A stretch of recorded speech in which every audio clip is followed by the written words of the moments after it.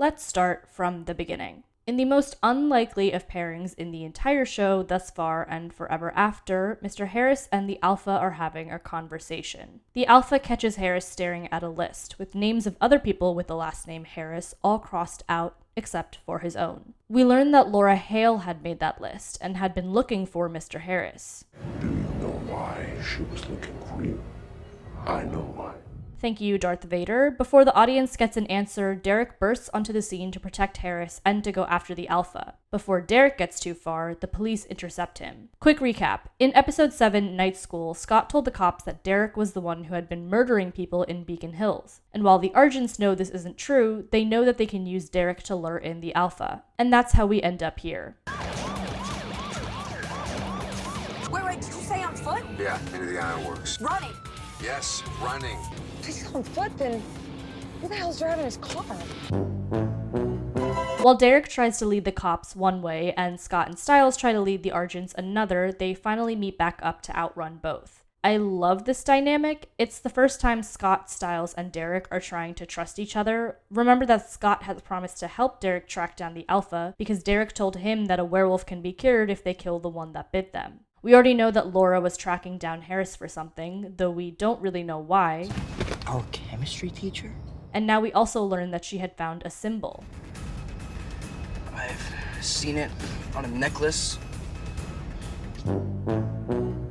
At this point, we have everything we need to tell the rest of the story, so instead of recapping the episode, I'm going to retell it. Wolfsbane primarily deals with short, insular stories about each character. Scott, Allison, Jackson, and Stiles and Derek each have their own problems to solve, and those stories intertwine when needed. When I was watching this episode for this series, I was reminded of 2 other episodes of television. The 7th episode of Riverdale's 2nd season, Tales from the Dark Side, tells 3 separate stories that are loosely connected under the shadow of a serial killer known as the Black Hood. While each story exists adjacent to each other, they largely stand on their own, serving to emphasize the overall themes of guilt and sin. The episode works so well because it also serves as a break from Riverdale's typical narrative structure. In a similar style, the 5th episode of Dare Me's first and only season, Parallel Trenches, tells the same story from 3 different characters' perspectives. Each retelling allows the audience to reinterpret the same scenes by understanding what each character knows and is feeling in that moment, and drawing a different meaning each time. While each character is their own unreliable narrator, we as the viewer can connect the dots between the points of view to form a more coherent story. With this narrative structure in mind, let's retell the events of the same day between 5 different characters.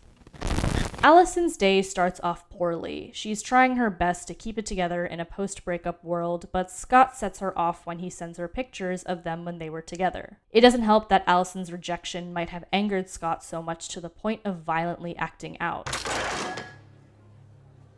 Simultaneously, Allison has been growing closer to Jackson. Over the past few episodes, he has unexpectedly been there for her when she needed someone to talk to, and he has slowly become something like a friend to her. Allison says she doesn't want to go to the lacrosse game that night and make things weird with Scott, but Jackson tells her it's actually quite the opposite. Scott wants her to be there and doesn't want things to be weird between them, which might explain the pictures. After school, Allison finds herself running near the old Hale house and takes a chance to look inside. It's really interesting how Allison has no problems wandering around eerie locations by herself, like forcing herself to brave the unknown can physically stop any fears she might have. Inside, Allison finds the remains of the fight we saw between Scott and Derek in episode 3, Pack Mentality. She even traces claw marks, a visual callback to Jackson's discovery back in episode 7, Night School. In the meantime, Kate has been following Allison. As Kate is confused why Allison would even end up here, Allison finds herself confessing.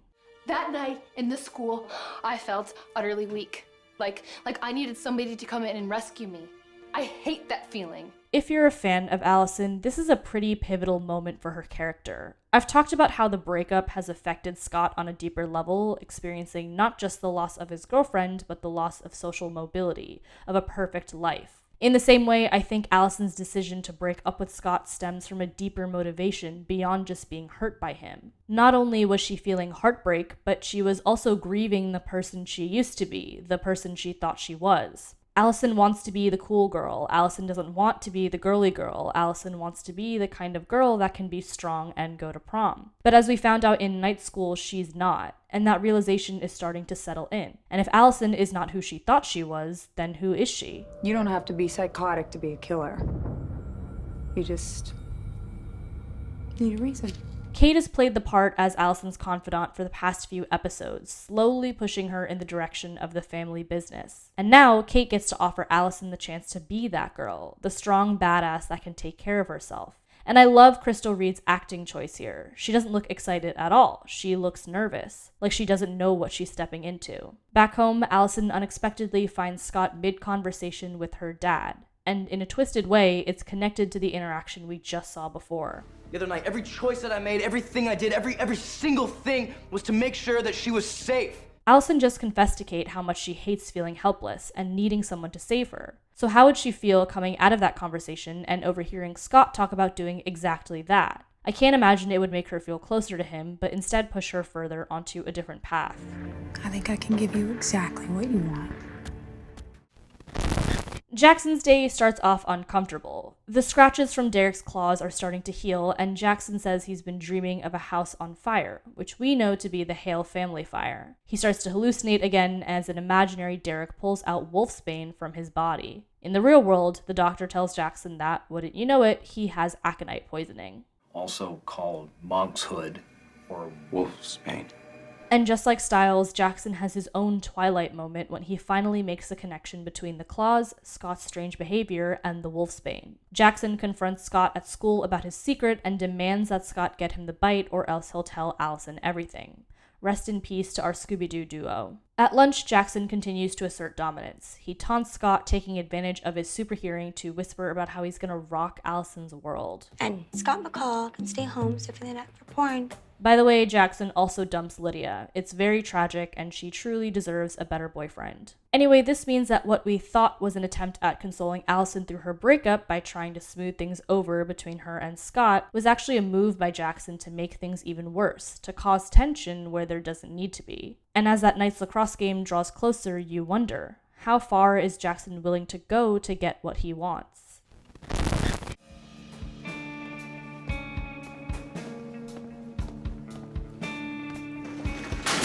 Scott's day starts off as usual with life-threatening stress. His ex-girlfriend, who he was in love with on top of dumping him, is now in possession of an incriminating piece of evidence that may tie her family to the death of Laura Hale. On top of that, Scott's also facing the threat of Jackson exposing his secret and putting him directly in harm's way. Scott's plan to get closer to Allison and siphon the necklace off her, as we know, backfires horribly. Meanwhile, Stiles comes up with a plan B, which is Just steal the stupid thing.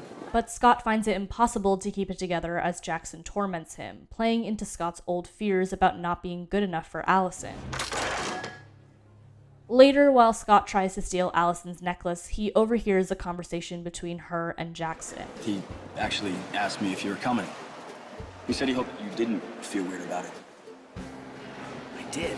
The last time Scott eavesdropped on their conversation, Jackson was actually warning Allison away from Scott. So what game is he trying to play? Scott makes another attempt to steal the necklace at Allison's house and finds it, as well as her recent research into her family history. Any of this have anything to do with your family? It is believed that Libet was finally trapped and killed by a renowned hunter. His name was Argent. Scott fears that Allison might uncover the truth sooner rather than later, tying back to Jackson's threat at the beginning of the episode. Scott tries to sneak back out, gets caught by Chris Argent, and is confronted with a very dangerous question. How do you know Derek Hale? Who? Play dumb. Who's Morales? Not that dumb.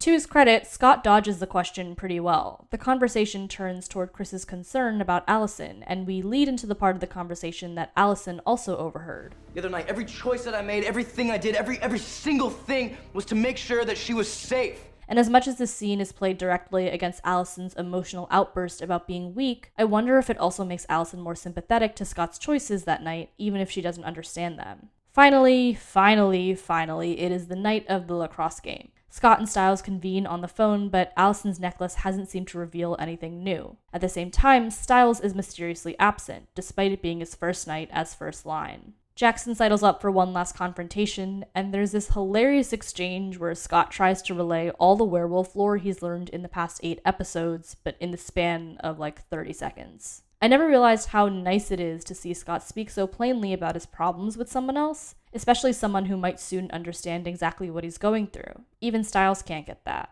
Jackson takes the news of the Argents being dangerous werewolf hunters pretty well and gives Scott an ultimatum. Get someone to give him the bite in 3 days, or else the secret's out. You know, it sounds unremarkable in retrospect, but it was in this moment that my younger self learned for the first time that Argent means silver in French. That lore building just does not quit. Meanwhile, Kate displays a disturbing amount of infatuation with teenage boys and also notices the scratches on the back of Jackson's neck. Remember when Chris and Kate figured that there must be a third werewolf, someone who's not Derek and not the Alpha? Well, now they have a suspect, and for once, Scott overhears a conversation worth listening to.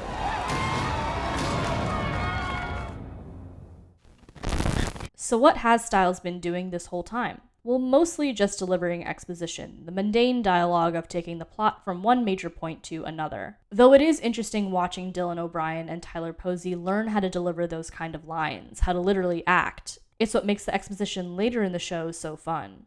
Okay, first of all, I cannot believe that we've gotten to the point where a sentence like, what if the Duroc was an emissary to the Alphas actually makes sense to me. The story really kicks off when Stiles gets home after school and is ambushed by Derek. Remember, Derek is still technically a fugitive of the state, being an accused murderer and all, so he has nowhere to go. Stiles saves face with his dad, and it's really bittersweet because the sheriff is so proud of him for making first line and playing his first ever lacrosse game, but Stiles has more life-threatening problems at hand. Oh my god. Because you see, Stiles has a plan C. While Scott continues a hunt for Allison's necklace, there's another lead they can follow. The night the Alpha attacked the school, Scott sent Allison a text to come to the school. Only it wasn't Scott, just a text sent through his phone. So if we can identify who sent that text, we can get one step closer to uncovering the true identity of the Alpha. And it just so happens that Danny, our favorite goalie, is a master hacker. It doesn't hurt that Stiles can take advantage of the fact that Danny seems interested in Derek. You swing for a different team, but you still play ball, don't you, Danny boy? Now here's the messed up part. That text sent from Scott's phone, but not from Scott. Danny uncovers it was sent from an account registered to Melissa McCall, Scott's mom. But hold on. Remember at the beginning of the episode, we saw a scene of Jackson using Melissa's computer for his Twilight moment. So even if the text is under her name, that's not to say she was the one who sent it. Thank God for that. I really liked her. This is how Stiles and Derek end up at the hospital, where Stiles admits that he's going to have to miss his first ever lacrosse game, much to the disappointment of his dad. It's also a rare display of emotional maturity, as Stiles deliberately keeps the information about Melissa from Scott. So Stiles checks out the hospital, and he doesn't find anything about Melissa, and he can't find Peter, Derek's uncle, either. You know, the one who's paralyzed and can't even move his fingers, let alone leave a room. Stiles, get out of there right now. It's him. He's the Alpha. Get out. You must be Stiles. This is crazy. This is actually crazy. This is crazy. This is crazy. This is crazy. This is crazy. This is crazy. This is crazy. So Peter killed the bus driver. Peter bit Scott, changing his life forever, and attacked his friends. And worst of all, Peter killed Laura Hale, his own niece. But before Peter can lay his hands on Stiles, Derek intervenes. This is cute. She's my nurse. She's a psychotic bitch helping you kill people. Get out of the way. But it doesn't really matter, because Peter gives Derek a thorough ass beating. If you pay attention, you can catch the details of exactly how Peter recovered from his burn trauma. As a werewolf, he'll always have super healing abilities, speeding up his recovery. And once he was conscious, he actually killed Laura specifically to steal her alpha power, which means, hello, Laura Hale was an alpha, the alpha, and Peter doesn't want Derek's pity. I want understanding. Halfway across town, a very different but equally important conversation is happening. At the beginning of the episode, Mr. Harris had been confronted by the Alpha, who we can now refer to as Peter Hale. We learned that Laura Hale had questions, and that Harris had some answers. Now, at the very end of the episode, Harris reveals those answers. One night, a very long time ago, a woman approached him at a bar and asked him how to start a fire. A week later, the Hale house burned down. This is why Laura Hale went looking for him, and how she walked away with the very piece of information that we've had since the beginning of the episode. You find the girl wearing that necklace. She's your arsonist. You don't have to be psychotic to be a killer. You just need a reason. Murderer. Excuse me? Arson happens to property. This girl's a murderer. And if Peter Hale was in that fire, then we might have just found his next target. The joy of rewatching Teen Wolf for this series is reliving moments that I had completely forgotten about. I had no idea that this was the episode that reveals the truth about both Peter and Kate, and I still jump when the camera reveals Peter in frame. Back in episode 2, Second Chance at First Line, I brought up the theme of a generational divide. Scott's problems occur in the present, but the source of those problems predates him. Kate Argent started the fire, which led to Laura coming back to Beacon Hills searching for answers, which led to Peter killing her to become the Alpha, which led to Derek coming back to Beacon Hills for Laura, as well as Scott's attack from the very first episode, only to be hunted by the Argents once more. Everything that happens so far is the result of a previous generation, so the obvious question is, what happens next? We know that Derek is written as a reflection of Scott's character, a version of Scott that might have existed had he lived the rest of his life in isolation after the bite. And we also know that this dynamic is slowly being reflected in the relationship between Allison and Kate. The closer Allison gets to the truth, the more eager Kate is to mold her in her own image. And now it's on Scott and Allison. Either they can continue this cycle of violence, or they can try something else, something new. This doesn't even get into how Stiles or Lydia or Jackson or Derek fit into all of this.